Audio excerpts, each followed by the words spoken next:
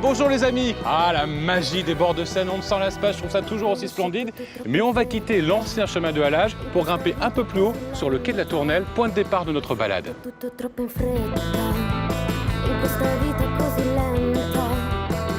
Ce quai de la Tournelle est une très jolie voie de 420 mètres de long entre la rue Maître Albert et l'Institut du monde arabe juste devant moi. Ce quai doit son nom à une ancienne petite tour de l'enceinte Philippe Auguste et ça remonte à la fin du XIIe siècle. Aujourd'hui, ce quai il est connu pour ses nombreux bouquinistes dans cet ancien fief des éditeurs et des imprimeurs.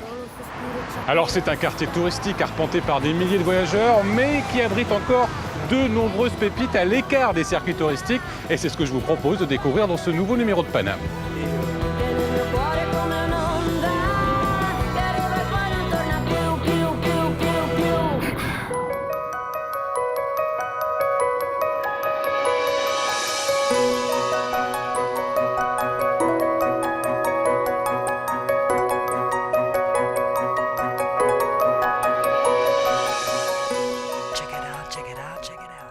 Légumes, semoule, un couscous évidemment, mais pas n'importe lequel, le couscous du président Mitterrand.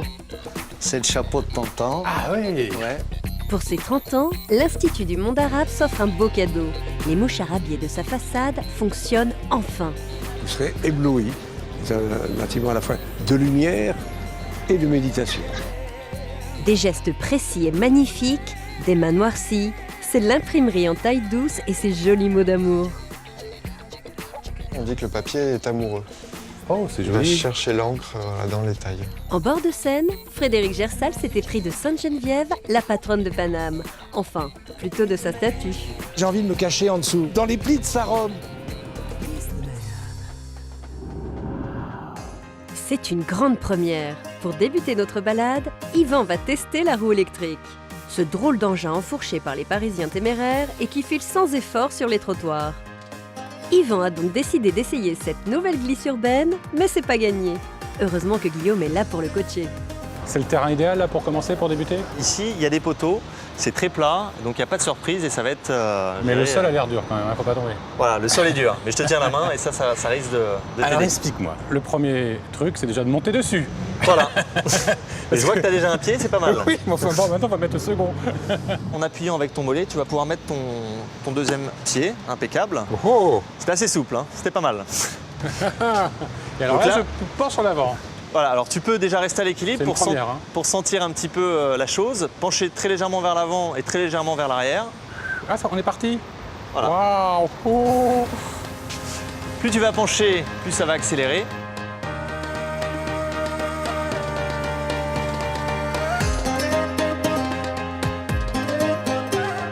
Dès qu'on perd un peu l'équilibre, le réflexe c'est de pencher en arrière et Ouais. en fait on va accentuer le problème.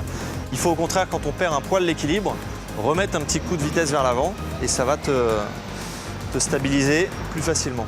J'ai l'impression d'avoir 8 ans et d'apprendre à faire du vélo avec mon papa là, tu vois.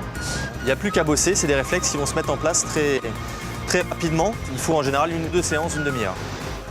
S'il vous plaît, poussez-vous. C'est complètement contre nature, on n'est pas né pour être sur une roue. Non, et compte après, on retrouve vraiment les sensations des sports de glisse type ski. Et après, on fait vraiment un avec la roue. C'est vraiment un prolongement du corps et on réfléchit plus du tout à ce qu'on fait. Oh là là, pourquoi je godille là?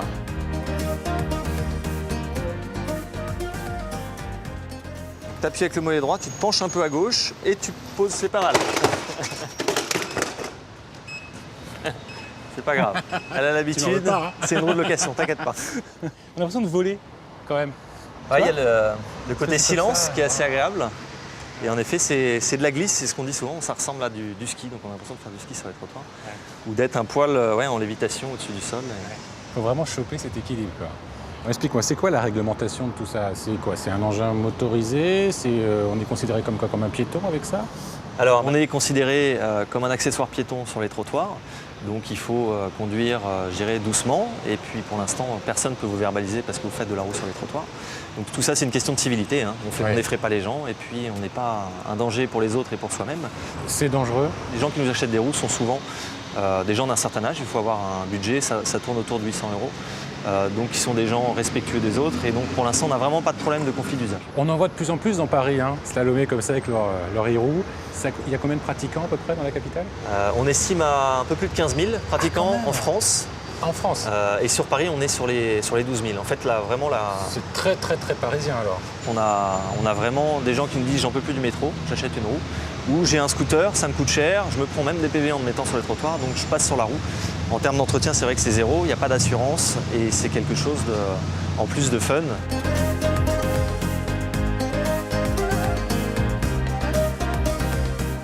Bon, bah maintenant t'es quasi prêt, on t'invite à la prochaine rando e-roue. Ça se passe tous les mois. Il y a 200 personnes là qui se baladent dans Paris. Ça doit être cool ça. Très familial. Et donc, bah écoute, il n'y a plus qu'à. Hein. Tu prends une petite séance encore et c'est reparti. Une grosse séance, je crois. Mais bon, t'es confiant? Ouais, confiant Moi, je suis à confiant. 100% là. 20 minutes et c'est parti.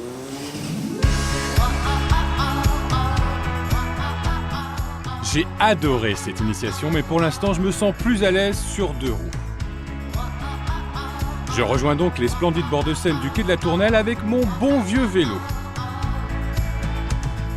Et je me pose au pied d'une statue plutôt bizarre, un peu rigide, un brin stalinienne.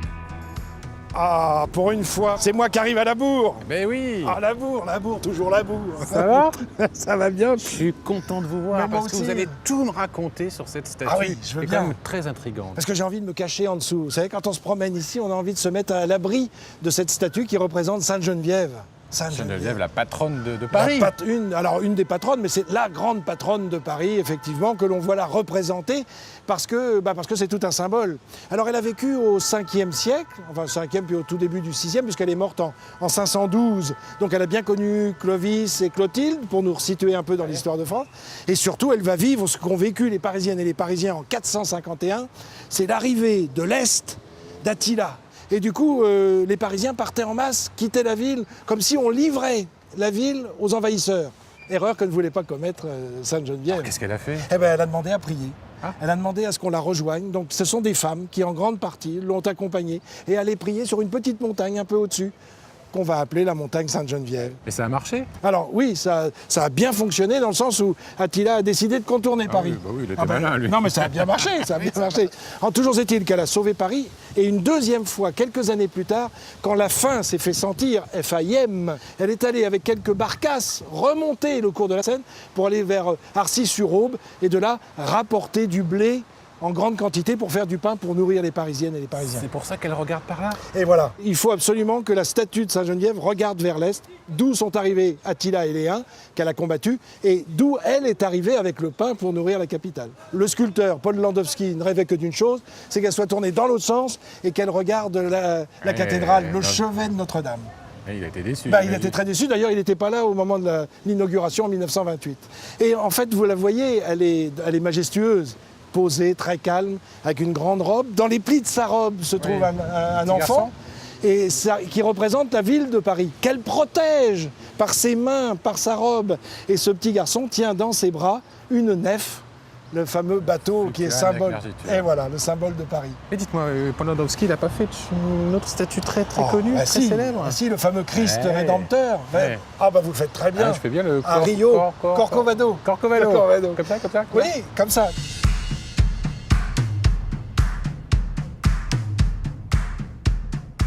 Moi, je le trouve très élégant, ce pont de la oui. Tournelle qui enjambe avec sa grande arche, la Seine. Il est un peu désaxé parce qu'il suit le cours du fleuve. Évidemment, on est obligé de se calquer sur la nature.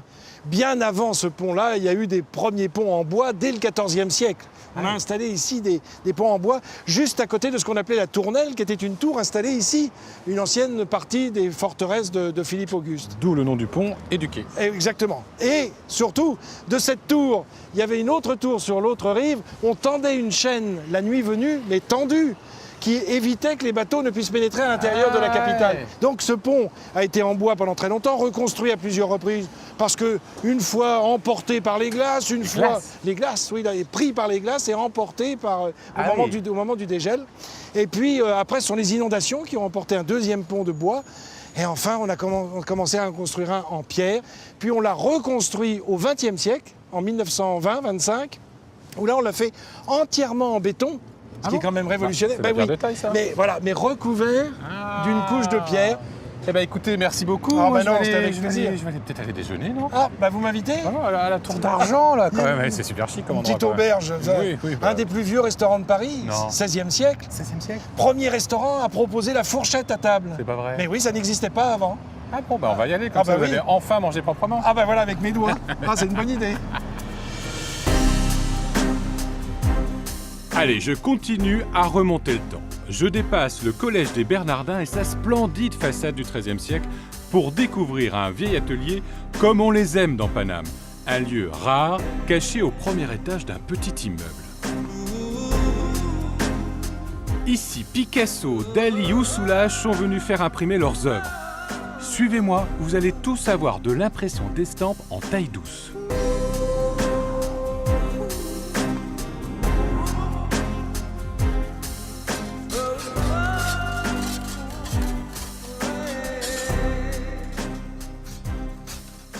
Salut Thomas, Bonjour Yvan. sympa comme geste. Alors là, je suis en train de faire ce qu'on appelle le pommage. C'est-à-dire que je passe ma main à la surface de la plaque pour enlever le gras de l'encre. Et ainsi, l'encre, elle reste uniquement dans les creux de la plaque. C'est ça le grand principe de l'imprimerie en taille douce? De l'imprimerie en taille douce, voilà. Les artistes nous amènent leurs plaques gravées, donc gravées en creux. Ils nous les confient et nous, on est chargé de les imprimer. Donc là c'est bon. Donc là, voilà, là c'est bon, j'ai essuyé tout ce qu'il faut. Donc voilà les mains d'un imprimeur taille doucier. Tout le temps dans l'encre. Tout le temps dans l'encre et si on a les mains propres, c'est qu'on n'a pas de boulot et C'est qu'on mauvais est signe. malheureux. Voilà. Et en plus, il ne faut pas laisser les traces de doigts sur les feuilles, j'imagine. Et alors c'est ça qui est difficile avec ce type d'imprimerie, c'est qu'on a les mains constamment sales et qu'on doit manipuler des feuilles de papier blanches et les laisser telles quelles. Voilà. Qu'est-ce que c'est comme papier? C'est des papiers 100% coton la plupart du temps. C'est rigolo parce qu'il est mouillé. Alors on le mouille toujours, ça permet de le rendre beaucoup plus souple. Et en passant sous presse avec la pression, il va pouvoir se déformer plus facilement. C'est pour ça que vous les mouillez. C'est pour ça qu'on les mouille. pour Et dans ça le que- jargon de l'imprimeur, on dit que le papier est amoureux. Oh, c'est Il va joli. chercher l'encre voilà, dans les tailles. Donc les presses n'ont pas changé, le procédé d'imprimerie n'a pas changé Ça a été inventé depuis à le quelle époque? 15e. Depuis le 15e siècle? 15e. C'est une très vieille technique alors. Donc c'est une très vieille technique. La seule chose qui a changé, c'est que maintenant les presses, elles sont électriques. Alors, c'est là qu'on découvre si ça a marché ou pas. Et c'est là le moment magique. Content? Content. C'est exactement ce que tu voulais? C'est exactement ce que je voulais. Voilà. Est-ce que voudra l'artiste? Voilà, donc ça c'est ce que m'a commandé l'artiste. Là je dois en faire 10 comme ça. Et je dois réancrer la plaque à chaque fois pour une impression. Et la paumée. Et la paumer. C'est vraiment une collaboration entre l'artiste et l'imprimeur.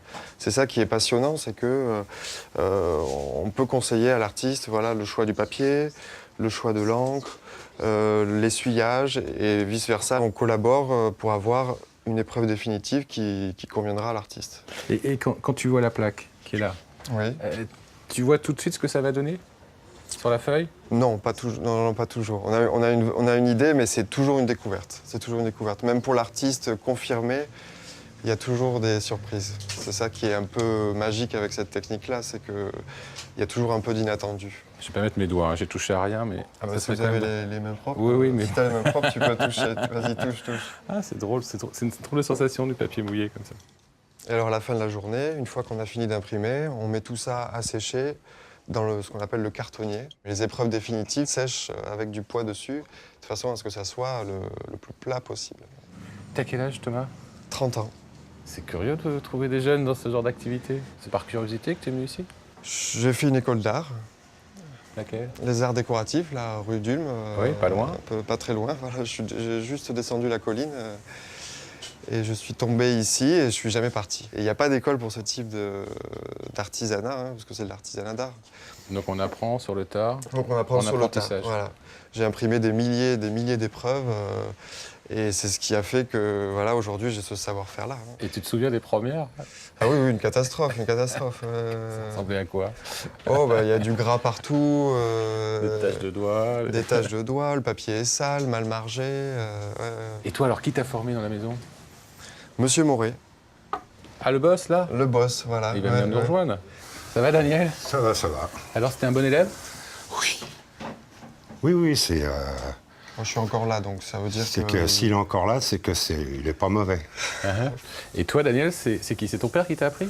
Alors mon père, moi, il m'a appris ici dans l'atelier. J'ai connu l'atelier avant ma naissance. T'as gambadé petit là-dedans? Voilà. Et jusqu'à 14 ans, certificat d'études, brevet de 25 mètres. Ça suffisait grandement pour moi, pour mes études. Mon père avait décidé, il a dit, tu feras comme moi. Donc t'as dû en voir passer une quantité d'artistes. Oui. On a imprimé des Dali, on a imprimé des Picasso. Ici, dans cette maison? Voilà. Donc j'ai vu.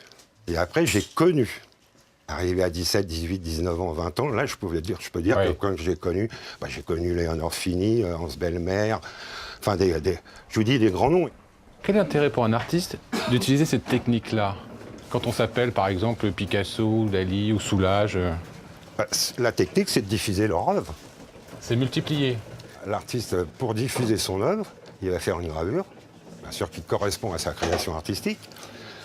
Un tableau, il n'y en a qu'un. Une aquarelle, il n'y en a qu'une. Que là, une gravure, on peut en faire 50, 60, enfin, bon, peu importe le nombre, ça lui sert à diffuser. Si les gamins, là, les jeunes, là, se tournent vers ça, qu'est-ce que ça procure de plus ou de moins, ou quelles sensations ça procure, cette technique? C'est pas moi qui va répondre. Tiens, viens me voir. Voilà. Viens me voir. Ici. De toute façon, c'est le patron, hein. Attention. Tiens, écoute. Alors, toi, tu es à l'école en ce moment? Oui. Tu es à l'école Estienne, c'est ça? Estienne. Et je m'oriente vers mon diplôme pour l'année prochaine. Et tu veux être imprimeur ou être artiste? C'est la question, je sais pas. Je pense qu'on se tourne vers la gravure, nous les jeunes, de plus en plus, parce qu'il y a une matière, il y a le métal, il y a quand même cette relation, on implique notre corps, et je pense qu'aujourd'hui, c'est quelque chose d'important pour pouvoir être épanoui. Dans la gravure, on a une sensibilité avec le noir et blanc aussi qui est très importante. L'impression, c'est assez addictif comme métier, puisque chaque épreuve, même si on fait tout le temps la même chose, on a toujours envie de faire mieux, de faire mieux.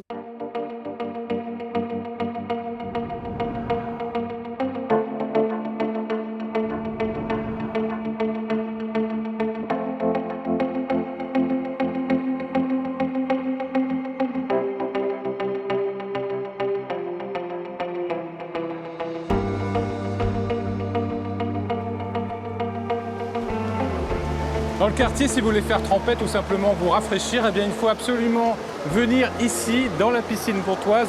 Alors, c'est une merveille des années 30, construite par l'architecte Lucien Paulet. Il a aussi bâti la célèbre piscine Molitor dans le 16e arrondissement. Alors, cette piscine, elle a été classée au monument historique pour ses coursives typiques de l'époque. Elle a une particularité.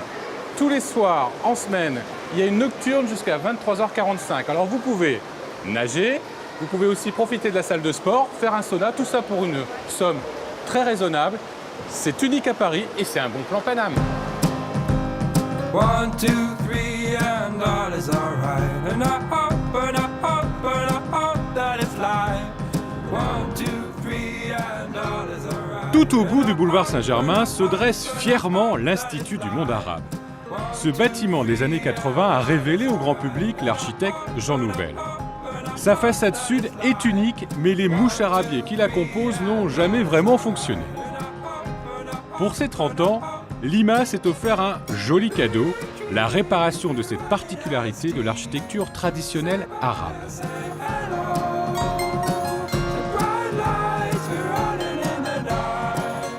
Bonjour Monsieur le Président. Bonjour. Merci de me rejoindre sur cette belle terrasse de Lima qui fête ses 30 ans. Alors moi je suis très impatient de savoir quelque chose. Est-ce que les mouches arabiées fonctionnent? À l'heure où nous parlons, oui. C'est-à-dire que là, nous avons achevé les travaux de restauration. Ils ont été reposés et on organise une grande fête de la lumière en septembre. Le 29? Le 29 et vous serez éblouis. C'est un bâtiment à la fois de lumière et de méditation. Alors une question un peu abrupte. Il sert à quoi cet Institut du monde arabe? Il sert à être précisément ce pont entre le monde arabe et les autres mondes. Et ça passe par quoi? Ça passe par des expositions qui frappent l'imaginaire des gens. Ça passe par des activités qui mettent en valeur la créativité des différents pays. C'est toutes les cultures arabes? Toutes les cultures arabes, bien sûr, tous les pays arabes. Et puis les conférences, les débats, les forums, l'enseignement de la langue arabe, mille et autres activités. Alors on est dans un monde quand même un peu complexe en ce moment, un peu tendu, où on confond, on fait un amalgame entre les cultures arabes, la religion musulmane et aussi l'islamisme. Quel est le rôle de l'IMA dans tout ça? Mais précisément d'être une réponse, je dirais, éclairée, si c'est possible, tolérante, ouverte. Le pire ennemi, c'est l'ignorance. Le pire adversaire, ce sont les préjugés. Je voudrais qu'on parle un instant du quartier. Le principe de Paname, c'est se balader dans un quartier. Là, on est sur le quai de la Tournelle. Quelques bouquinistes m'ont dit qu'ils vous voyaient passer de temps en temps. Ah, moi, je suis un promeneur, vous savez, j'aime beaucoup marcher.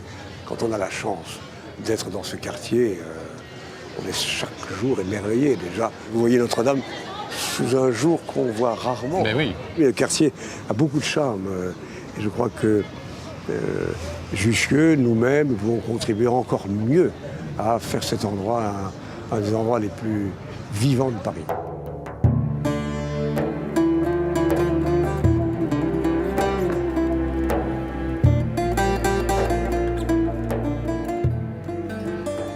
Avec les fameux moucharabiers, l'autre particularité de cet Institut du monde arabe, c'est cette fameuse tour des livres, qui est construite entre le premier et le 5e étage. Alors elle fait partie de la BIMA, de la bibliothèque de l'Institut du monde arabe, qui rassemble à peu près 100 000 ouvrages, en arabe bien sûr, en français, en anglais et aussi en italien. Alors Jean Nouvel, pour construire cette tour des livres, s'est inspiré du fameux minaret de la mosquée de Samarra en Irak. C'est un minaret qui comporte un escalier en colimaçon et qui symbolise la montée vers la spiritualité. Et ici, ça symbolise la montée vers le savoir. Et croyez-moi, ça se mérite parce que ça monte, la montée vers le savoir.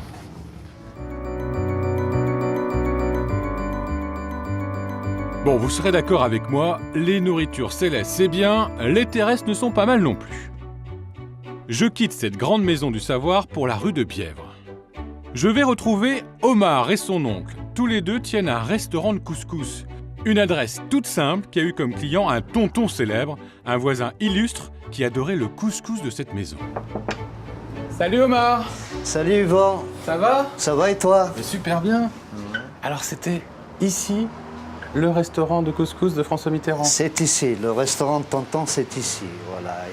Il vient régulièrement manger, il s'assoit là, la grande table, au fond.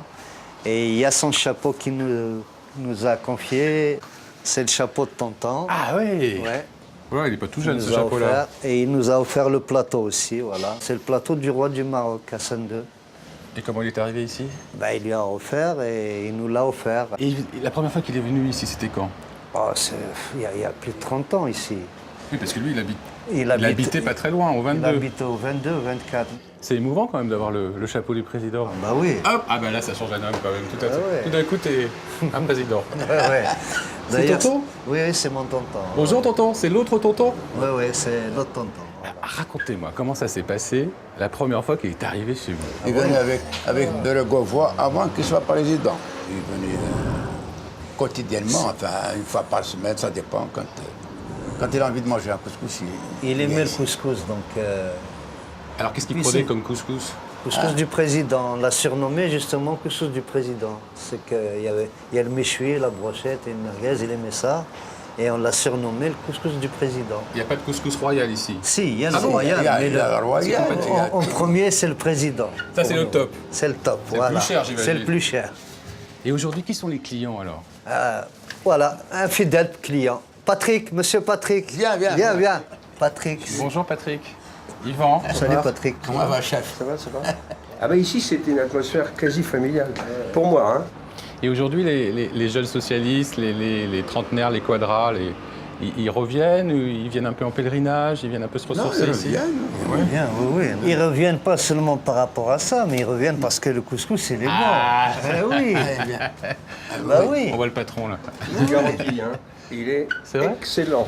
Et croyez-moi, j'en ai fait des couscous à Paris. C'est le meilleur. On va dire même c'est le meilleur rapport qualité-prix.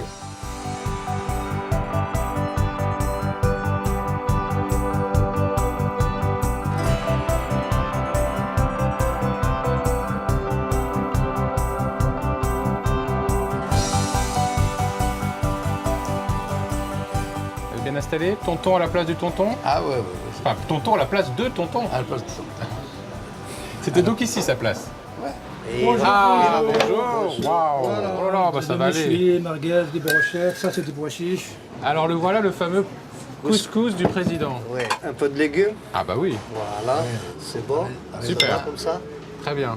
Et bon appétit. Merci monsieur. C'est parfumé à souhait. C'est copieux. Donc il avait un bon coup de fourchette, Ah ouais, tonton. absolument. Ouais. Il finissait tout, voilà. Ah ouais, je comprends parce que c'est très très bon. Merci en tout cas de votre accueil et de ce bon couscous. J'ai passé un super moment ça ici me fait- et dans le quartier. Il y a ça plein me de fait choses à plaisir découvrir. aussi.